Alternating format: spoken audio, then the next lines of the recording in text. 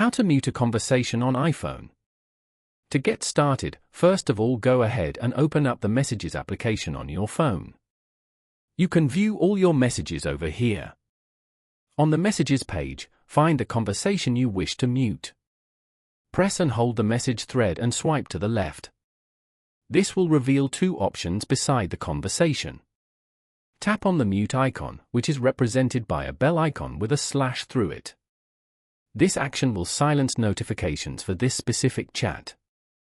A grayed version of the mute icon will appear on the right side of the conversation to indicate that the conversation notifications have been muted.